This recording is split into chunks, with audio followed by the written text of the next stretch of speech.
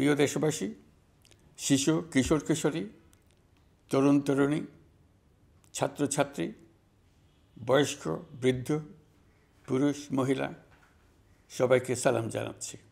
আসসালামু আলাইকুম। শুরুতেই স্মরণ করছি মুক্তিযুদ্ধের লাখো লাখো শহীদ এবং গত জুলাই আগস্ট মাসে ফ্যাসিবাদের বিরুদ্ধে ছাত্র শ্রমিক জনতার অভ্যুত্থানে নিহত সকল শহীদকে। সবাইকে জানাচ্ছি আমার সশ্রদ্ধ সালাম ও গভীর শ্রদ্ধা।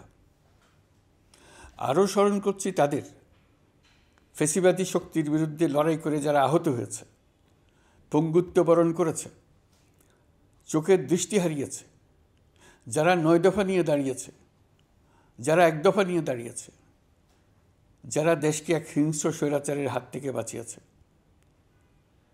কৃতজ্ঞ চিত্তে স্মরণ করছি আপনাদের ভাই বোনদের, আপনাদের সন্তানদের যারা এই বিপ্লবে অংশগ্রহণ করেছে। আমরা অন্তর্বর্তীকালীন সরকারের প্রথম ১০০ দিন অতিক্রম করলাম। আপনারা জানেন কি কঠিন এক পরিস্থিতিতে আমাদের দায়িত্ব গ্রহণ করতে হয়েছে। ছাত্র শ্রমিক জনতার অভূতপূর্ব গণ অভ্যুত্থানের পর ফ্যাসিস্ট সরকার প্রধান পালিয়ে গেলে দেশ সরকার শূন্য হয় সাময়িকভাবে। পুলিশ প্রশাসন এ সময় সম্পূর্ণ নিষ্ক্রিয় হয়ে পড়লে উদ্বেগজনক এক পরিস্থিতির সৃষ্টি হয়। স্বৈরশাসনে বিপর্যস্ত এই দেশকে আমাদের সবাইকে মিলে পুনর্গঠন করতে হচ্ছে।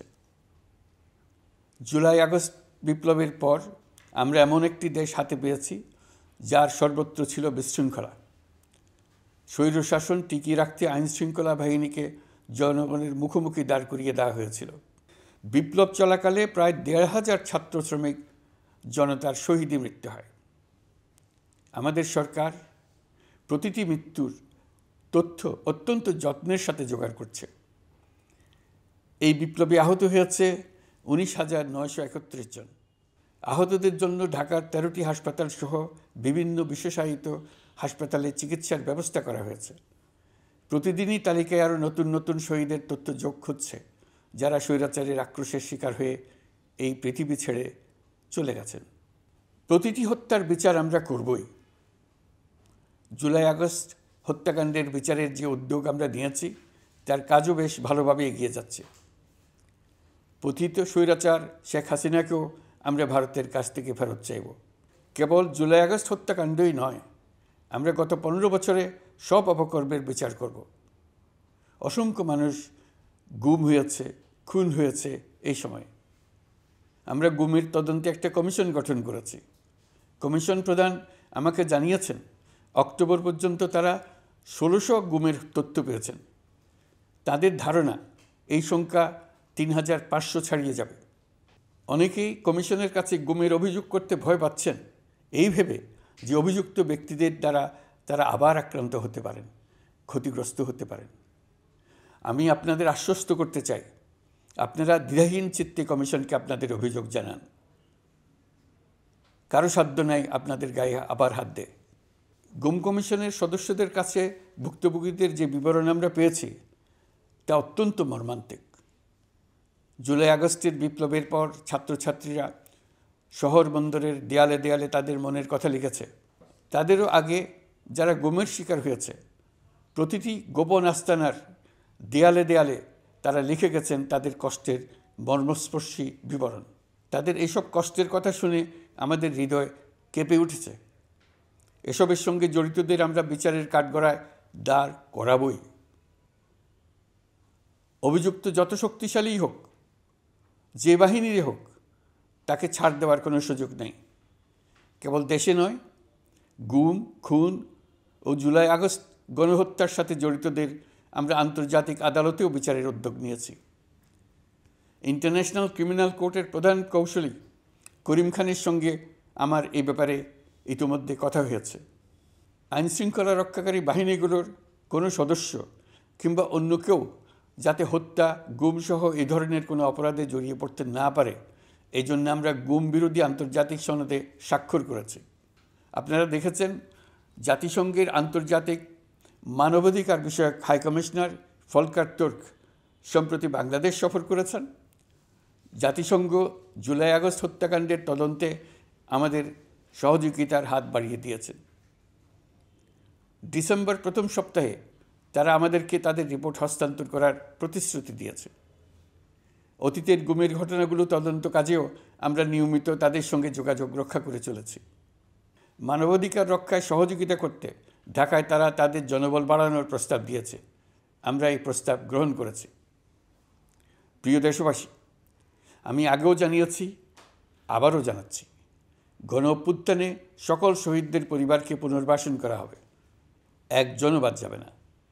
সকল আহত শিক্ষার্থী, শ্রমিক, জনতার চিকিৎসার সম্পূর্ণ ব্যয় সরকার বহন করবে। আহতদের দীর্ঘমেয়াদী এবং ব্যয়বহুল চিকিৎসা এবং শহীদদের পরিবারের দেখাশোনার জন্য স্বাস্থ্য মন্ত্রণালয়ের নেতৃত্বে একটি পূর্ণাঙ্গ তালিকা প্রস্তুত করা হয়েছে। প্রতিটি শহীদ পরিবারকে সরকারের পক্ষ থেকে 30 লক্ষ টাকা দেওয়া হচ্ছে। যারা বুলেটের আঘাতে তাদের দৃষ্টিশক্তি হারিয়েছেন, তাদের চিকিৎসার জন্য নেপাল থেকে কর্নিয়া আনার ব্যবস্থা করা হয়েছে এবং যাদের প্রয়োজন তাদেরকে সরকারের পক্ষ থেকে বিদেশে চিকিৎসার জন্য পাঠানো হচ্ছে। জুলাই অভ্যুত্থানের কোনো শহীদ এবং আহত ছাত্র, শ্রমিক চিকিৎসা সেবা এবং পুনর্বাসন পরিকল্পনা থেকে বাদ যাবে না। এটি অন্তর্বর্তীকালীন সরকারের অঙ্গীকার। এই গণ অভ্যুত্থানের শহীদের স্মৃতি ধরে রাখতে গঠিত জুলাই শহীদ স্মৃতি ফাউন্ডেশন বেশ পাকাপোক্তভাবে তাদের কাজ শুরু করেছে। এই ফাউন্ডেশনকে সরকার 100 কোটি টাকা অনুদান দিয়েছে।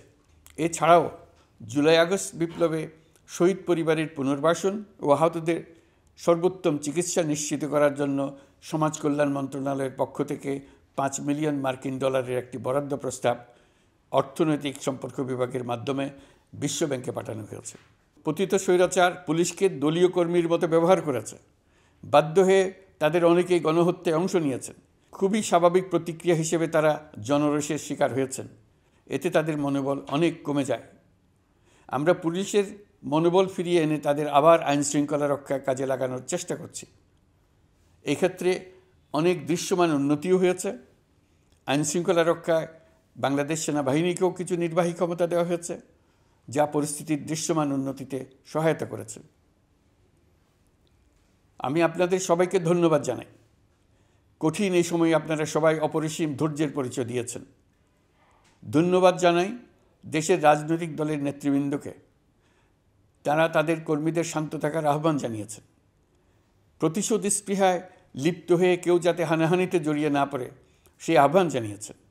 আপনাদের সবাই এই আহ্বানে সাড়া দিয়েছেন। ফেসিবাদী শক্তি ভয় দেখিয়েছিল তারা ক্ষমতা ছাড়লে দেশে লাখ লাখ লোক মারা পড়বে। টানা 7 দিন পুলিশ প্রশাসন সম্পূর্ণ নিষ্ক্রিয়তা থাকার পরও ব্যাপক আকারে সহিংসতা এড়ানো গেছে। আমরা যখন দায়িত্ব গ্রহণ করি, বাংলাদেশ তখন সম্পূর্ণ অরক্ষিত একটা দেশ। এই সময় ধর্মীয় সংখ্যালঘুদের মধ্যে অহেতুক আতঙ্ক ছড়ানোর চেষ্টা করা হয়েছে। কয়েকটি ক্ষেত্রে তারা সহিংসতারও শিকার হয়েছেন। কিন্তু এটা নিয়ে যেসব প্রচারণা হয়েছে তা ছিল সম্পূর্ণ অতিরঞ্জিত। অল্প যে সমস্ত সহিংসতার ঘটনা ঘটেছে তার মূল কারণ ছিল রাজনৈতিক। কিন্তু এইসব ঘটনাকে ধর্মীয় আবরণ দিয়ে বাংলাদেশকে নতুন করে অস্থিতিশীল করে তোলার চেষ্টা করা হয়েছে। আপনাদের সবার সহযোগিতায় আমরা দৃঢ়ভাবে এই পরিস্থিতি সামাল দিয়েছি। আমাদের দায়িত্ব গ্রহণের 2 মাসের মাথায় দেশে দুর্গাপূজা উদযাপিত হয়েছে প্রায় 32,000 পূজা মণ্ডপে। দুর্গাপূজা উপলক্ষে নির্বাহী আদেশে একদিন অতিরিক্ত ছুটি ঘোষণা করা হয়, যা উৎসবের আমেজকে অনেক গুণ বাড়িয়ে দেয়। দুর্গাপূজাকে ঘিরে আমরা ব্যাপক নিরাপত্তা প্রস্তুতি নিই, যার ফলে দেশের হিন্দু সম্প্রদায় নির্বিঘ্নে তাদের উৎসব পালন করেছে। আমরা দায়িত্বে আসার পর যে অল্প কিছু ক্ষেত্রে তারা সহিংসতার শিকার হয়েছেন, আমরা তার প্রতিটি ঘটনার তদন্ত করেছি। শুধু হিন্দু সম্প্রদায় নয়, দেশের কোনো মানুষই যাতে কোনো রকম সহিংসতার শিকার না হয় সেজন্য আমরা যথাসাধ্য চেষ্টা করছি এবং সবসময় সে চেষ্টা করে যেতে থাকব। আপনারা জানেন, চলতি বছর বাংলাদেশের বিভিন্ন অঞ্চলে 6টি বন্যা হয়েছে। আপনাদের সবার সহযোগিতায় আমরা এই বন্যা মোকাবেলা করেছি।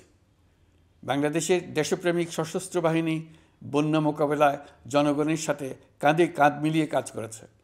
বন্যা মোকাবেলা ও বন্যা পরবর্তী পুনর্বাসনের লক্ষ্যে বিশ্বব্যাংকের $250 মিলিয়ন অনুদান এবং স্থানীয় অনুদানের মাধ্যমে 100 কোটি টাকারও বেশি অর্থ সংগ্রহ করা হয়েছে। বন্যার ফলে অনেক জায়গায় ফসলহানি হয়েছে, ব্যাহত হয়েছে পণ্য সরবরাহ শৃঙ্খল। বন্যা পরবর্তী সময়ে বাজারে শাকসবজি সহ নিত্য প্রয়োজনীয় পণ্যের দাম বেড়েছে, ফলে আপনাদের কষ্ট হয়েছে। নিত্য পণ্যের দাম সহনীয় পর্যায়ে রাখতে আমরা যথাসাধ্য চেষ্টা করছি। বাজারে ডিমের সরবরাহ বাড়ানোর জন্য আমরা 9.5 কোটি ডিম আমদানির অনুমতি দিয়েছি। এই জন্য প্রয়োজনীয় শুল্ক ছাড়ও দেওয়া হয়েছে। মধ্যস্বত্বভোগীদের দৌরাত্ম্য কমিয়ে ডিমের উৎপাদকরা যাতে সরাসরি বাজারে ডিম সরবরাহ করতে পারে সেই উদ্যোগও নেওয়া হয়েছে। মানুষ যাতে স্বল্প মূল্যে কৃষিপণ্য কিনতে পারে সেজন্য রাজধানী সহ বিভিন্ন স্পটে সরকারি কিছু পণ্য বিক্রি করা হচ্ছে। টিসিবির মাধ্যমে 1 কোটি নিম্ন আয়ের ফ্যামিলি কার্ডের মধ্যে 57 লাখকে স্মার্ট কার্ডে রূপান্তরিত করা হয়েছে। বন্যার ফলে চালের উৎপাদন ব্যাহত হওয়ায় চাল আমদানিতে শুল্ক ছাড় দেওয়া হয়েছে। আসন্ন রমজানে নিত্য প্রয়োজনীয় দ্রব্যের সরবরাহ এবং দাম যাতে স্বাভাবিক থাকে এই জন্য সরকারের বিভিন্ন কর্তৃপক্ষ ব্যবসায়ীদের সাথে নিয়মিত বৈঠক করে যাচ্ছে। দ্রব্যমূল্য নিয়ে আমাদের কোনো লুকোছাপা নেই। মূল্যস্ফীতির পূর্ণ তথ্য জনগণের সামনে তুলে ধরা হচ্ছে। মূল্যস্ফীতি রোধে উচ্চ সুদের হার নির্ধারণ সহ একাধিক নীতিগত সিদ্ধান্ত নেওয়া হয়েছে, যার মধ্যে রয়েছে শস্য আমদানিতে এলসি সীমা অপসারণ এবং সরবরাহ চেইন সংক্ষিপ্ত করা। সামান্য হলেও জ্বালানি তেলের মূল্য কমানো হয়েছে। শিল্প কারখানায় গ্যাসের সরবরাহ বাড়ানোর উদ্যোগ নেওয়া হয়েছে, যাতে স্থানীয় পর্যায়ে উৎপাদন ব্যাহত না হয় এবং রপ্তানি ক্ষতিগ্রস্ত না হয়। গণশুনানি ছাড়া নির্বাহী আদেশে বিদ্যুৎ গ্যাসের দাম না বাড়ানোর সিদ্ধান্ত নেওয়া হয়েছে। পরিবহন খাতে চাঁদাবাজি বন্ধের চেষ্টা করা হচ্ছে। আমরা আশা করি বাজারে পণ্যমূল্য কমিয়ে আনতে এটা ভূমিকা রাখবে। নেপাল থেকে পানি বিদ্যুৎ বাংলাদেশে আনার ব্যবস্থা করা হয়েছে। দৈনন্দিন রাষ্ট্র পরিচালনার পাশাপাশি আমাদের ভবিষ্যতের বাংলাদেশ বিনির্মাণের কথাও ভাবতে হচ্ছে। আপনারা সবাই জানেন আমাদের সবচেয়ে গুরুত্বপূর্ণ কাজ হচ্ছে একটি অবাধ সুষ্ঠু নির্বাচন আয়োজনের মধ্য দিয়ে নির্বাচিত সরকারের কাছে দায়িত্ব হস্তান্তর। আমরা রাজনৈতিক দলগুলোর সঙ্গে আমাদের নিয়মিত যোগাযোগ অব্যাহত রেখেছি। বিভিন্ন ইস্যুতে তাদের মতামত নিয়ে যাচ্ছি। সরকারের সিদ্ধান্ত গ্রহণে এসব মতামত অনেকাংশে প্রতিফলিত হচ্ছে। চলমান সংস্কার প্রক্রিয়ায় তাদের প্রতিটি মতামত সক্রিয়ভাবে বিবেচনায় নেওয়া হচ্ছে। আমরা আশা করছি নির্ধারিত সময়ে ডিসেম্বর-জানুয়ারির মধ্যেই সংস্কার কমিশনগুলো তাদের সুপারিশমালা সরকারের কাছে পেশ করতে পারবে। তাদের সুপারিশ নিয়ে আমরা রাজনৈতিক দলগুলোর সঙ্গে ক্রমাগতভাবে আলোচনায় বসব। সকলের ঐক্যমত্যের ভিত্তিতেই আমরা সংস্কার প্রস্তাব চূড়ান্ত করব। নির্বাচন কবে হবে এই প্রশ্ন আপনাদের সবার মনেই আছে, আমাদের মনেও সারাক্ষণ আছে। আপনারা লক্ষ্য করেছেন নির্বাচন আয়োজনের লক্ষ্যে আমরা প্রয়োজনীয় পদক্ষেপ নিতে শুরু করেছি। কয়েকদিনের মধ্যে নির্বাচন কমিশন গঠন হয়ে যাবে। তারপর থেকে নির্বাচন আয়োজন করার সমস্ত দায়িত্ব তাদের উপর বর্তাবে। নির্বাচন কমিশন ভোটার তালিকা হালনাগাদ সহ আরও কিছু কাজ শুরু করে দিতে পারবে, যা একটা অবাধ নির্বাচনের সাথে সরাসরি সম্পৃক্ত। প্রথমবারের মতো প্রবাসী বাংলাদেশিরা পোস্টাল ব্যালটের মাধ্যমে যাতে তাদের ভোটাধিকার প্রয়োগ করতে পারে সে লক্ষ্যেও সরকার কাজ করছে। তবে আমরা মনে করি না যে একটা নির্বাচন কমিশন গঠন করে দিলেই নির্বাচন আয়োজনে আমাদের দায়িত্ব শেষ। রাষ্ট্র ব্যবস্থায় সংস্কার আমাদের এই সরকারের অন্যতম অঙ্গীকার।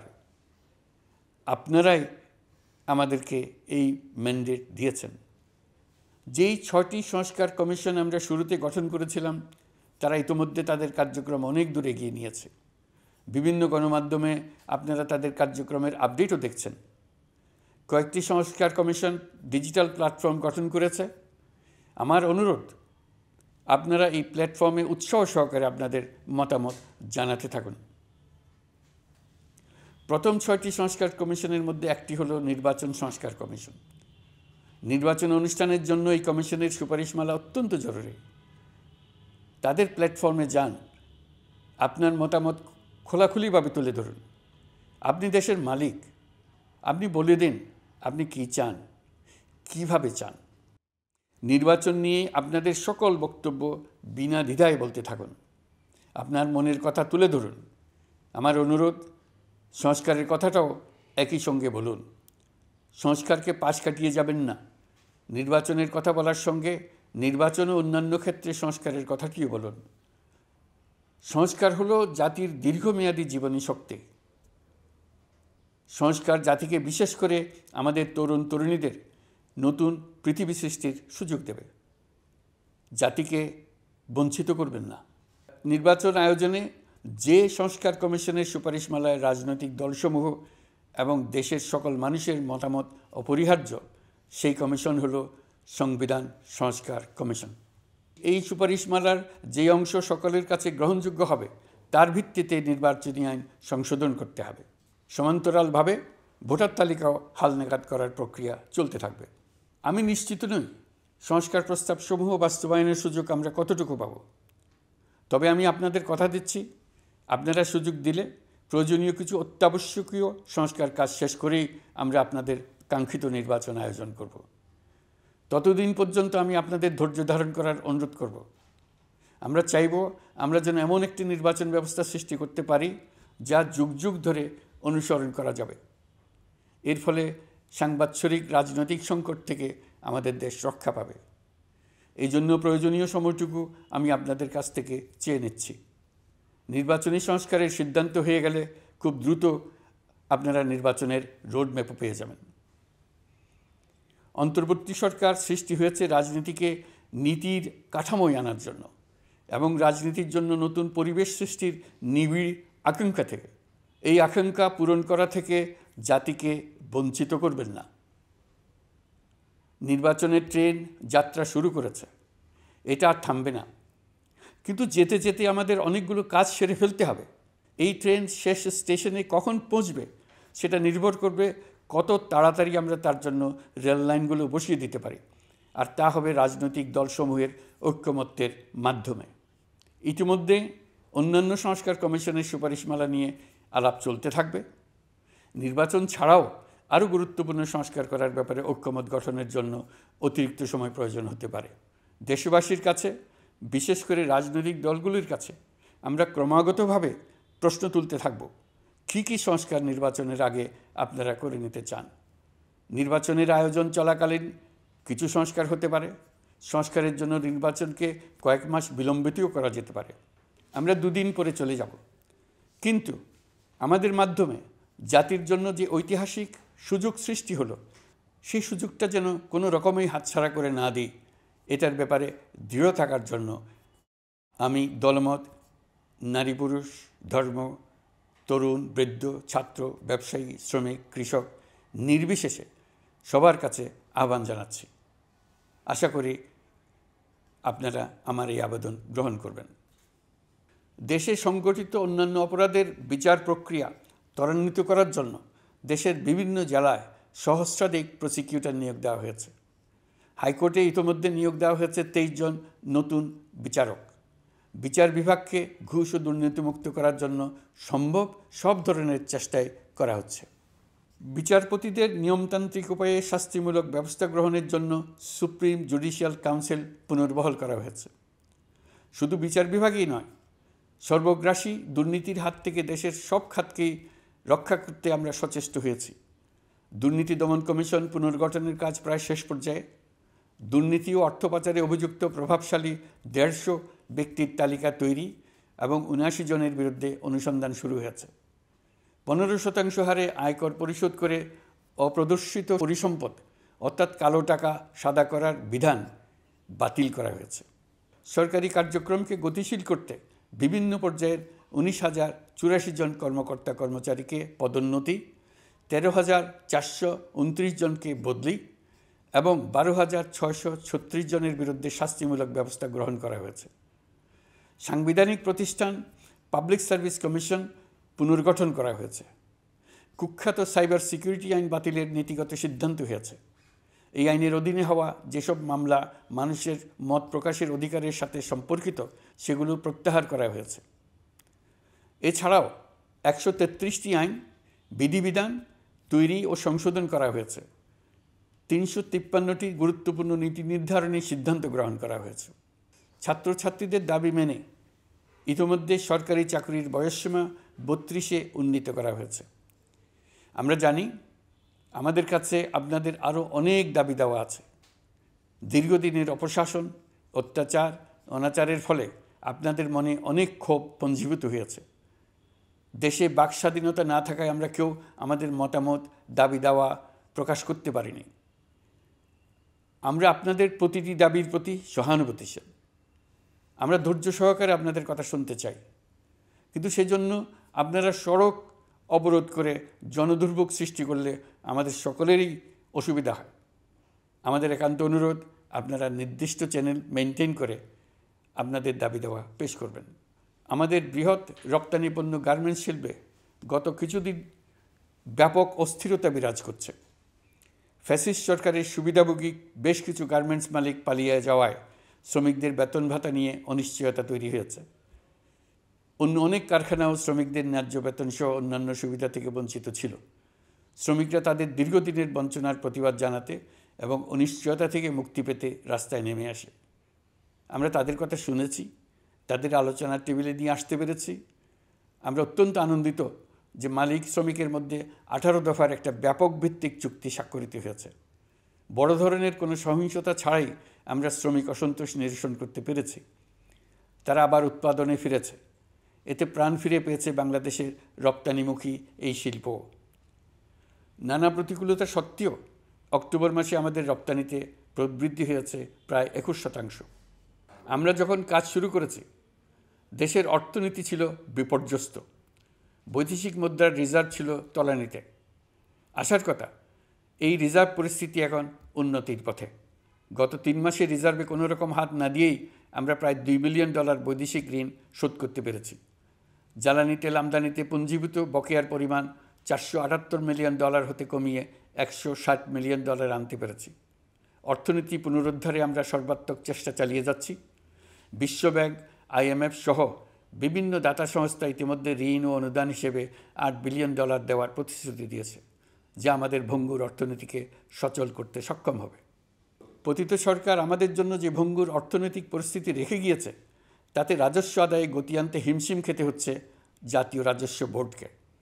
এর মধ্যেও জুলাইয়ের নেতিবাচক অবস্থা থেকে অক্টোবর নাগাদ রাজস্ব আদায়ে 9.9% প্রবৃদ্ধি অর্জিত হয়েছে। আগের অর্থবছরের সংশোধিত বাজেটে বিপুল রাজস্ব ঘাটতি ছিল, যে কারণে এবার শুরু থেকেই রাজস্ব আদায়ের লক্ষ্যমাত্রা অনেক বেড়ে যায়। এর ফলে স্বৈরাচার পতনের পরবর্তী 3 মাসে 9.9% রাজস্ব বৃদ্ধির পরেও লক্ষ্যমাত্রার বিপরীতে 23%-এর বেশি ঘাটতি থেকে যায়। রাজস্ব আদায়ের গতি আনতে আমি এখন অনলাইনে আয়কর রিটার্ন জমা দিতে উৎসাহিত করছি। আন্তর্জাতিক সাহায্য সংস্থা, বিশ্বব্যাংক, IMF, UNDP ইত্যাদি প্রধানদের সঙ্গে আমার দীর্ঘ বৈঠক হয়েছে। তারাও বাংলাদেশকে নতুনভাবে এবং সর্বাত্মকভাবে সাহায্যের জন্য তাদের আগ্রহ ব্যক্ত করেছেন। চীনের পররাষ্ট্রমন্ত্রীর সঙ্গে একান্ত বৈঠকে চীনের পক্ষ থেকে যাবতীয় সাহায্যের আশ্বাস দিয়েছেন। 100 দিন আগে আর্থিক দিক থেকে আমরা যে লণ্ডভণ্ড অবস্থা থেকে যাত্রা শুরু করেছিলাম, সেটা এখন অতীত ইতিহাস হয়ে দাঁড়িয়েছে। এই 100 দিনে অর্থনীতি সবল অবস্থানে চলে আসছে। এটা সম্পূর্ণ নিজস্ব নীতিমালা দিয়ে হয়েছে। বলা বাহুল্য, এখনও আমাদের বন্ধুদের কাছ থেকে যে সাহায্যের আয়োজন হয়েছে তা আসা শুরু করেনি। বন্ধু রাষ্ট্রগুলো শুধু যে আমাদের বড় বড় অঙ্কের সাহায্য দিয়ে আসছে তাই নয়, তারা এই সাহায্য দ্রুততম সময়ে আসা শুরু করবে এই প্রতিশ্রুতিও আমাকে দিয়েছেন। এই সাহায্য আসা শুরু করলে আমাদের অর্থনীতি অত্যন্ত মজবুত এবং আকর্ষণীয় অর্থনীতিতে পরিণত হবে। বিদেশি বিনিয়োগকারীরাও নানা রকম বিনিয়োগে উৎসাহিত হয়ে এগিয়ে আসবে। বিনিয়োগকারীদের সঙ্গে এখন থেকে আমরা আলোচনা শুরু করে দিয়েছি। বিশ্বের রাষ্ট্রপুঞ্জের মজলিসে আমরা এখন সম্মানিত এবং প্রশংসিত দেশের অবস্থানে পৌঁছতে পেরেছি। এর কারণে পরাজিত শক্তি নানা কৌশল করেও তাদের দিকে দৃষ্টি আকর্ষণ করতে পারছে না। তারা নানা চেহারা নিয়ে আপনাদের প্রিয়পাত্র হবার চেষ্টা করছে। পরাজিত শক্তির ষড়যন্ত্র থেকে নিজেকে মুক্ত রাখুন, দেশকে মুক্ত রাখুন। এই ব্যাপারে অনড় থাকুন। এমন কিছু করবেন না যা তাদেরকে উৎসাহিত করতে সাহায্য করে। তাদেরকে সকল দিক থেকে নিরাশ করুন। সেটা নিশ্চিত করতে পারলে আমাদের আর কোনো বিষয়ে সংশয় করার প্রয়োজন নেই। সরকারের পক্ষ থেকে আমি নিশ্চয়তা দিচ্ছি, সকল প্রকার সীমাবদ্ধতা সত্ত্বেও আমরা আপনাদেরকে একটা মজবুত অর্থনীতি দিয়ে যাব, ভবিষ্যতে চলার পথকে সহজগম্য করে যাব, নাগরিক অধিকারসমূহ নিশ্চিত করে যাব। বিপক্ষ শক্তি যত শক্তিশালী হোক, নাশকতার যত রকম উদ্ভট পরিকল্পনাই করুক, সব কিছু নস্যাৎ করার জন্য প্রস্তুত থাকুন। এবার যে মুক্তি আমরা অর্জন করেছি তা আমাদের কাছ থেকে কেউ যেন ছিনিয়ে নিতে না পারে, তার জন্য সর্বমুহূর্তে প্রস্তুত থাকুন।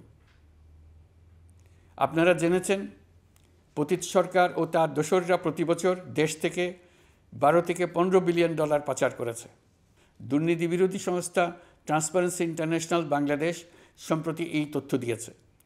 পাচার হয়ে যাওয়া এই অর্থ ফিরিয়ে আনার জন্য সম্ভব সকল ধরনের উদ্যোগ আমরা গ্রহণ করেছি। এই কাজে সফল হতে পারলে আমাদের অর্থনীতি আরও গতি পাবে। এই কাজে আমরা বিভিন্ন আন্তর্জাতিক সাহায্য সংস্থার সাহায্য দিচ্ছি।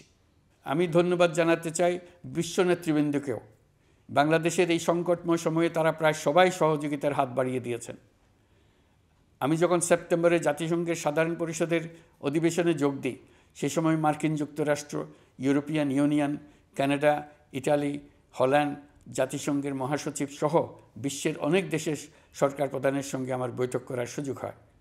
তারা স্বতঃস্ফূর্তভাবে আমাদের প্রতি সর্বাত্মক সহযোগিতা প্রদানের অঙ্গীকার ব্যক্ত করেছেন। নেপাল, মালদ্বীপ, পাকিস্তান সহ প্রতিবেশী বেশ কয়েকটি দেশের সরকার প্রধানের সঙ্গে আমার বৈঠক হয়েছে, যেখানে আমি সার্ককে পুনর্জীবিত করার কথা বলেছি। দেশে ফিরে আসার পর এসব দেশের রাষ্ট্রদূতগণ যারা ঢাকায় আছেন স্বতঃপ্রবৃত্ত হয়ে আমার সঙ্গে দেখা করে তাদের সরকার প্রধানদের অঙ্গীকার পুনর্ব্যক্ত করে গেছেন। তারা সম্পূর্ণ নতুনভাবে আমাদের জন্য সহায়তার নতুন ছক তৈরি করার কাজ শুরু করেছেন। যেসব রাষ্ট্রদূত দিল্লিতে অফিস করেন তারা দিল্লি থেকে এসে দেখা করে গেছেন। ইউরোপিয়ান ইউনিয়নের 20 দেশের 20 জন রাষ্ট্রদূত দিল্লিতে থাকেন, 7 দেশের 7 রাষ্ট্রদূত ঢাকায় আছেন। দিল্লি থেকে একসঙ্গে 20 জন রাষ্ট্রদূত সহ মোট 27 রাষ্ট্রদূত সমবেতভাবে আমার সঙ্গে বৈঠক করার জন্য আগামী কয়েকদিনের মধ্যে ঢাকায় আসছেন। আগে কখনো ইউরোপিয়ান ইউনিয়নের 27 জন রাষ্ট্রদূত একত্র হয়ে সরকারের সঙ্গে আলোচনায় বসেনি। দিল্লি থেকে এই বিশাল সংখ্যক রাষ্ট্রদূত একসঙ্গে বৈঠক করার জন্য কোনো দিন আসেনি। এবার এই কাজটি করার পেছনে আছে ইউরোপিয়ান ইউনিয়নের সমর্থন প্রকাশ করা এবং অর্থনৈতিক ক্ষেত্রে উচ্চ পর্যায়ের সহযোগিতা গড়ে তোলা। ইতিমধ্যে আমার সঙ্গে দেখা করেছেন সৌদি আরব, সংযুক্ত আরব আমিরাত, ব্রাজিল, তুরস্ক, রাশিয়া, ফিনল্যান্ড, সিঙ্গাপুর, লিবিয়া সহ অনেক দেশের রাষ্ট্রদূত। দ্বিপাক্ষিক নানা সহযোগিতা সহ বাণিজ্য বিনিয়োগ বৃদ্ধির আশ্বাস তারা দিয়েছেন। আমরা প্রবাসী বাংলাদেশিদেরও বেসরকারি খাতে বিনিয়োগ করার জন্য আহ্বান জানাচ্ছি। বাংলাদেশের অর্থনৈতিক উন্নয়নে তরুণদের কর্মসংস্থানের মূলে রয়েছে বেসরকারি খাত।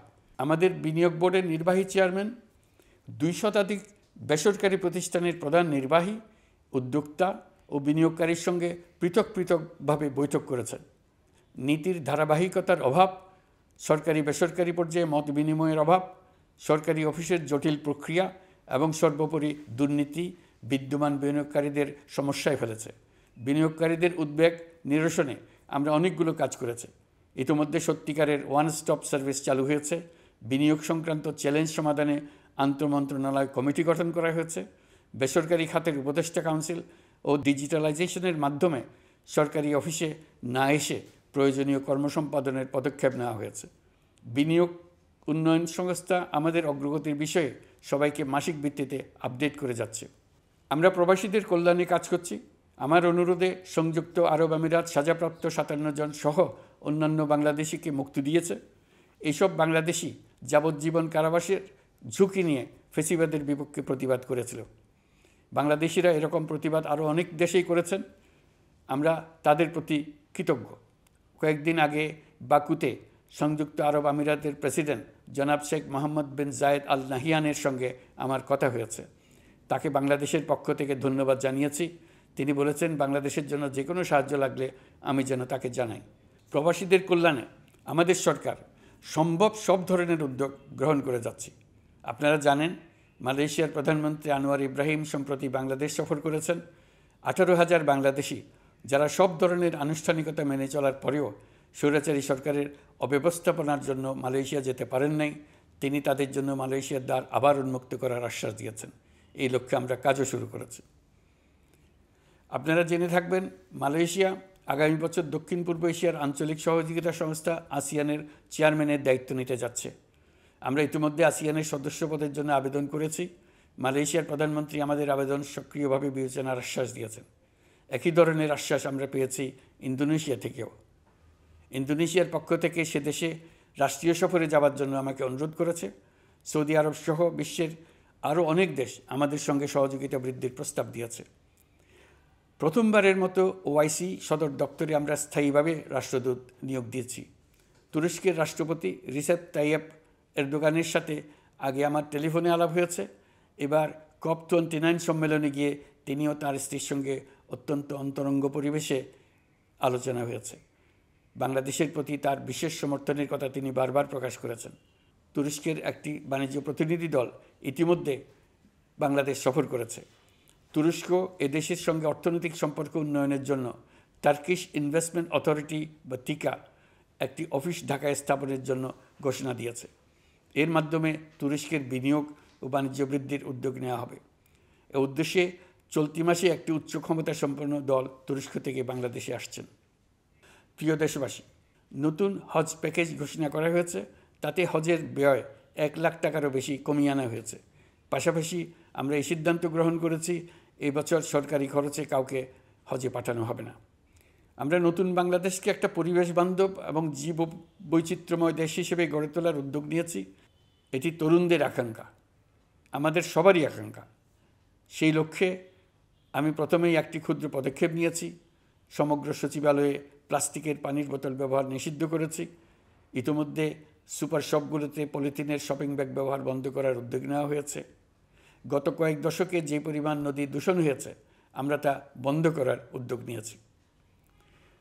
আপনারা সবাই অবগত আছেন, জলবায়ু পরিবর্তন আমাদের জীবনযাত্রার জন্য কীরকম হুমকি হয়ে আসছে। গত 1 বছরে বাংলাদেশ প্রায় 15টি প্রাকৃতিক দুর্যোগের শিকার হয়েছে। মানুষের সৃষ্ট নানাবিধ দুর্যোগের পাশাপাশি এসব প্রাকৃতিক দুর্যোগের বিপক্ষেও আমাদের লড়তে হচ্ছে। আজারবাইজানে জলবায়ু সম্মেলনে বিশ্ব নেতৃবৃন্দকে আমি আমার উদ্যোগের কথা জানিয়েছি। সেখানে জাতিসংঘের মহাসচিব, ইউরোপ, এশিয়া, আফ্রিকার অনেক সরকার প্রধানের সঙ্গে আমার দেখা হয়েছে। যতটুকু আলাপ আলোচনা সম্ভব হয়েছে, আমি সবার কাছে জলবায়ুর প্রতিকূল প্রভাব মোকাবেলা সহ গণতান্ত্রিক উত্তরণের পথে বাংলাদেশের অগ্রযাত্রায় সহযোগিতা চেয়েছি। তারা সবাই সহযোগিতার অঙ্গীকার করেছেন। গত 100 দিনে আমরা অনেক কল্যাণমূলক কাজ করেছি, যা এখানে স্বল্প পরিসরে বর্ণনা করা সম্ভব নয়। আমাদের সরকার স্বচ্ছতা ও জবাবদিহিতায় বিশ্বাসী। তাই আমি সরকারের সকল মন্ত্রণালয়কে নির্দেশ দিয়েছি তাদের নিজ নিজ কাজের বিস্তারিত বিবরণ নিজেদের ওয়েবসাইট ও সামাজিক যোগাযোগ মাধ্যমে প্রকাশ করার জন্য। আমি আমার দপ্তরকেও বলেছি সরকারের সব কাজের বিবরণ যাতে জনগণ জানতে পারে, এই জন্য যেন প্রয়োজনীয় পদক্ষেপ নেওয়া হয়। এই সরকারকে ব্যর্থ করার জন্য, অকার্যকর করার জন্য বিশাল অর্থে বিশ্বব্যাপী এবং দেশের প্রতিটি স্থানে, প্রতিটি প্রতিষ্ঠানে এক মহাপরিকল্পনা প্রতি মুহূর্তে কার্যকর রয়েছে। তাদের একটি বড় প্রচেষ্টা হচ্ছে আমাদের মধ্যে বিভেদ সৃষ্টি করা। পতিত সরকারের নেতৃবৃন্দ যারা এদেশ থেকে বিপুল পরিমাণ অর্থ পাচার করে নিয়ে গেছে, সেই অর্থে বলীয়ান হয়ে তারা দেশে ফিরে আসার জন্য চেষ্টা করে যাচ্ছে। তাদেরকে কিছুতেই সফল হতে দেবেন না। তারা সফল হওয়া মানে জাতির মৃত্যু, জাতি হিসেবে আমাদের অবসান। সাবধান থাকুন। তাদের সকল হীন প্রচেষ্টাকে আমাদের ঐক্যের মাধ্যমে নস্যাৎ করে দেন, যেভাবে নস্যাৎ করেছিলেন তাদের বন্দুকের গুলিকে, তাদের আয়নাঘরকে, প্রতি পায়ে তাদের অনাচারের শিকলকে। এ ব্যাপারে সবাই একমত থাকুন, ঐক্যবদ্ধ থাকুন। আপনারা সবাই ভালো থাকবেন।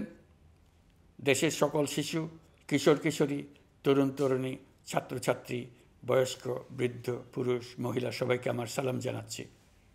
আসসালামু আলাইকুম। মহান আল্লাহ আমাদের সহায় হন। খুদা হাফেজ।